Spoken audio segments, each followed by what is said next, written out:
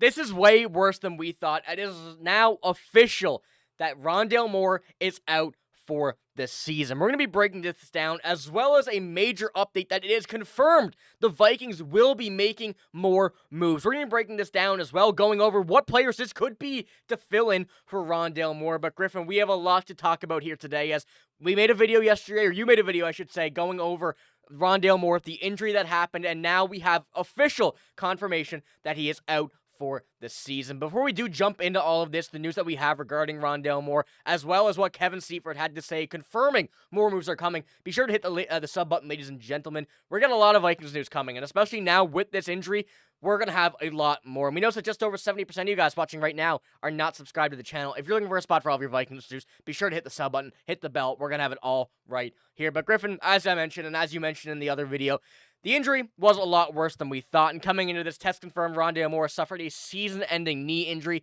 in Saturday's preseason game. Now, whatever injury this is, of course it is the knee. They didn't say specifically what it is, whether it's an ACL, whether it's an MCL. No matter what it is, this is just absolutely devastating for Rondale Moore, who is now set to miss his second season in a row, a full season that is, as well, after so much promise that he showed in training camp. Getting ready for this, and what the Vikings were going to use him as, it is absolutely heartbreaking. And before we kind of jump into the rest of it, I just want to get your opinion on it. And I know you spoke about it in the last video. And be sure to go check that out if you haven't already. Kind of the instant reaction, whatnot, and kind of the whole idea behind it from Griffen's point of view. But what do you think about this now as, it's officially confirmed, I guess we could say? Yeah, it's just heartbreaking all around. I know a lot of people were kind of not undercutting it, but saying like, oh, it's not Jefferson, it's not Addison or things like that. But this is a guy that the Vikings were going to use as a Swiss Army knife on offense. He was going to be on punt and kick returns. I was predicting him to have at least 2 runbacks this year, especially with the new kickoff rules and his speed and his explosiveness. That would have been utilized so well. And then as well on offense, he would have been a very good wide receiver number 3 with Jalen Nailor going up to number 2 with Addison being suspended. And then as well when Addison gets back, him rotating in at number 3 with Jalen Nailor would have been very nice to see how he would have flexed into there. And as well, you could use him out of the backfield on some stuff too. There would have been so many ways the Vikings could have used Rondale Moore, and now unfortunately they will not be able to. It just sucks to see with this team and all the potential that they had and how we thought that the injury bug was going to be behind us this preseason and we weren't going to have to deal with it. At least it wasn't JJ McCarthy this time around, which hopefully he stays healthy. But all around, this is going to be terrible for Vikings fans to have to go through another season-ending injury to a player that we had a lot of upside with and a lot of potential that is just going to go left untapped as he goes back into free agency at the end of this year. It just sucks for his resale value, and hopefully Minnesota can bring him back and he's healthier next year.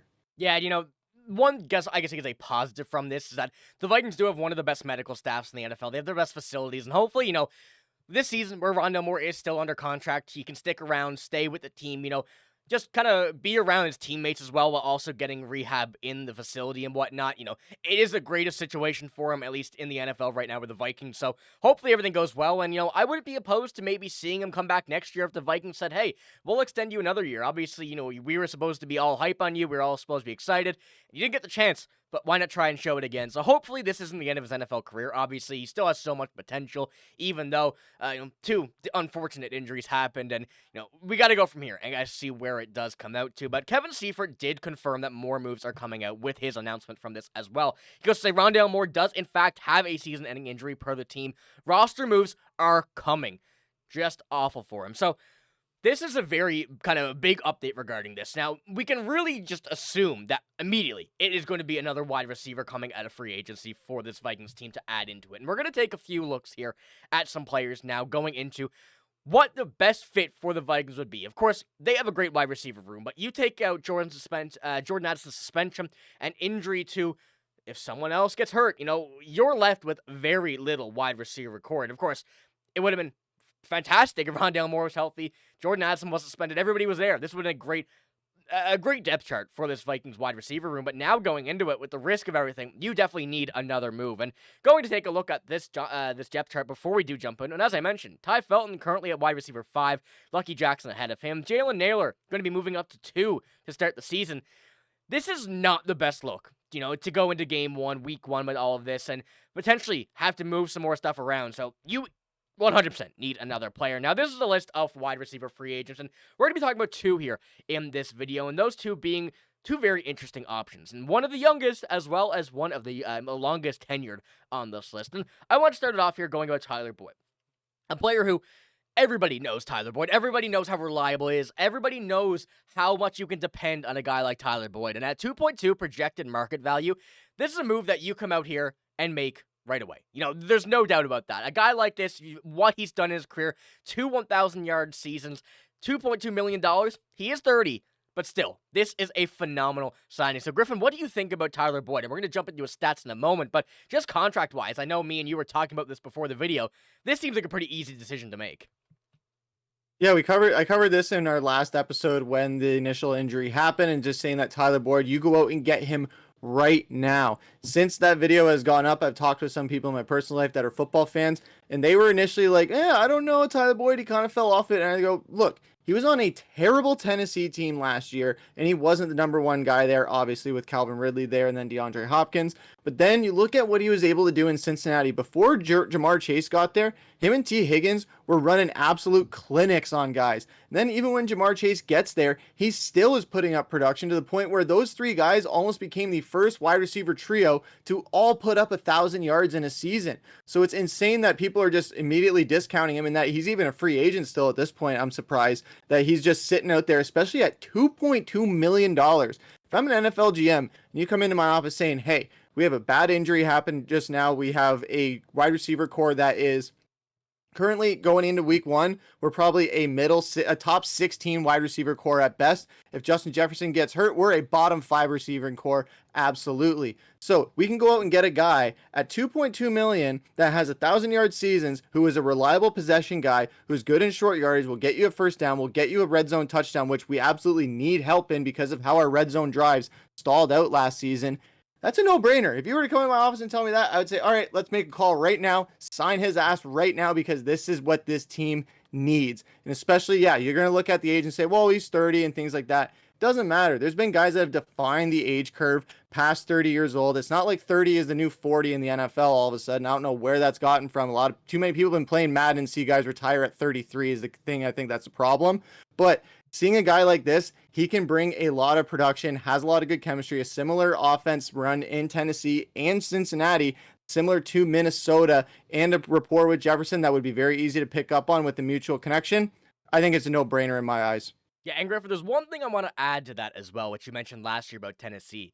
It was just as well if me or you were throwing to him. At that Tennessee team last year, they had no quarterbacks. That team was terrible. And it goes to show now why Tyler Boyd had such a bad season. If he was in Cincinnati, he may have been back up to an 800,000-yard season the way they played as well. So giving him someone who you trust, a quarterback that you trust, a very good wide receiver and an offense that everybody wants to play on, you'll see him easily bounce back up to 800 to 1,000-yard season if he needs to at any point. So I completely agree with you. It is a very big no-brainer that you make this signing. Now, I also wanted to talk about someone else on this list, and the youngest on this list actually, in Gabe Davis. Now, this is a bit more of an interesting one because at 26 years old and going on 26 going on 27, I should say, his last contract was $13 million with the Jacksonville Jaguars. Now, price aside, this is a very interesting one because a lot of teams may think of Gabe Davis as a long-term wide receiver, and I think that's what he thinks about himself as well. He don't want to be one of these wide receivers bouncing around team to team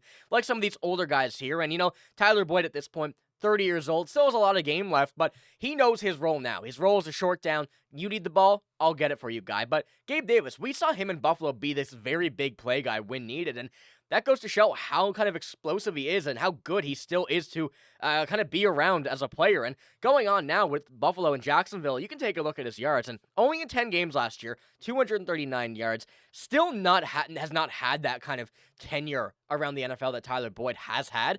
But nonetheless, he's a phenomenal player where you can look at him, you trust him, you want the long ball, you can go ahead. And you take a look at his longest catches per year, a 98-yard in 2022. I mean, he's not a big guy, but he's not the guy that you want to really go up against if you're on defense on the big play. So, Griffen, when you're looking at Gabe Davis, what's the kind of idea you have with him? A younger player who is still a lot of potential, but is more of the mindset, I think, that he would want to find a new home rather than, once again, bounce around.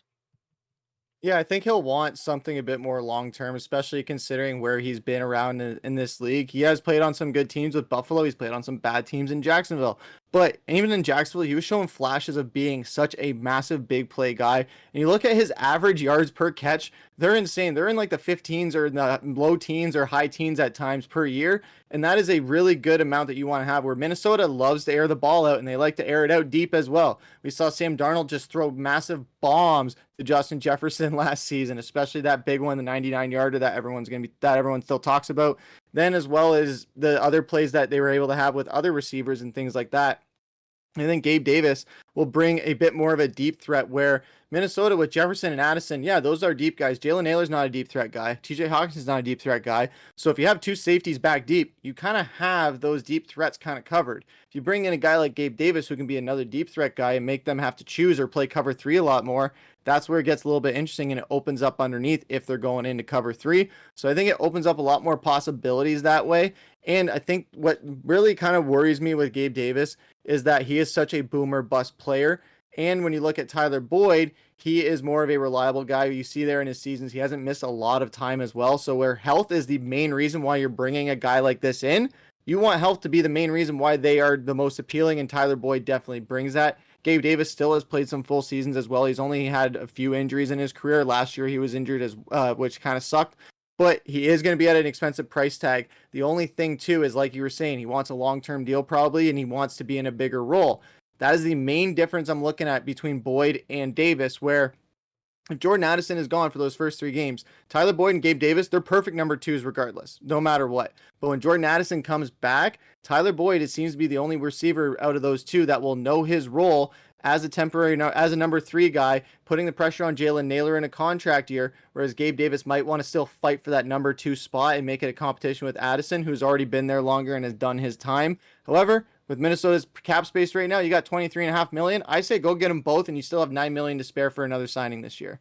Yeah, I think one thing about Tyler Boyd as well is that he's never been a number 1 receiver, so that's his role. He knows that. He knows it very well. I think that's a big thing going forward that the Vikings are going to take a look at, but I do expect the signing to come very, very soon, and we're going to keep you updated with all of it as it comes down to it. And as Kevin Seifert said, more moves are coming, and we just have to find out when. So be sure to hit the sub button if you haven't already, and you want to stay up to date with all of your Vikings news, but that's all we got in this video. If you did enjoy, give it a like, hit the sub button as well. We're signing out, though. Thank you for watching. Hope you have a great day. See you later.